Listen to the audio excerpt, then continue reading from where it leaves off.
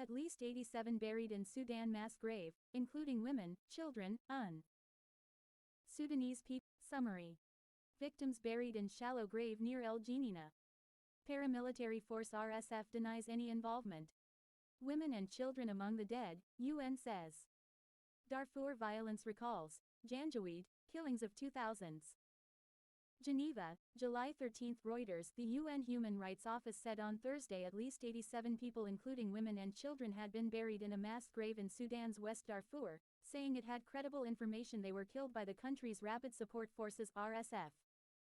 RSF officials denied any involvement, saying the paramilitary group was not a party to the conflict in West Darfur. Ethnically motivated bloodshed has escalated in recent weeks in step with fighting between rival military factions that erupted in April and has brought the country to the brink of civil war.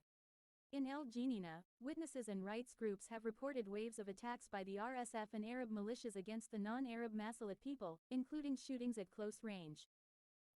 According to credible information gathered by the office, those buried in the mass grave were killed by RSF and their allied militia around the 13th to the 21st of June, the UN statement said. Local people were forced to dispose of the bodies including those of women and children in the shallow grave in an open area near the city between June 20 to 21, it added.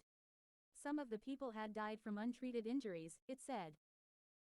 I condemn in the strongest terms the killing of civilians and hors de combat individuals, and I am further appalled by the callous and disrespectful way the dead, along with their families and communities, were treated, said UN High Commissioner for Human Rights Volker Turk in the same statement, calling for an investigation.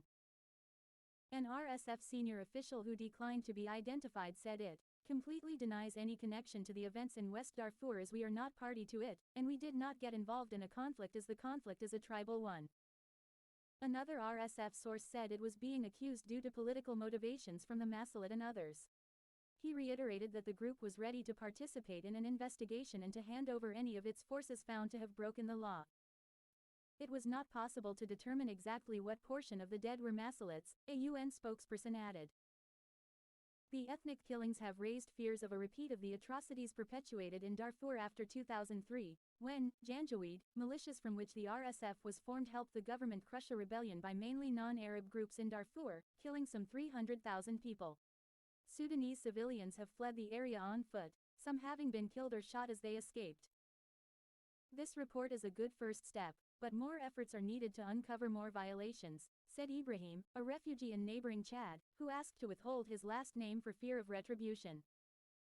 Army spokesperson Brigadier General Nabil Abdullah told Reuters the incident rises to the level of war crimes and these kinds of crimes should not pass without accountability. This rebel militia is not against the army but against the Sudanese citizen, and its project is a racist project and a project of ethnic cleansing, he said. Reporting by Emma Farge in Geneva and Khalid Abdelaziz in Dubai. Additional reporting by Nafisa El Tahir in Cairo. Editing by Rachel Moore and William McLean.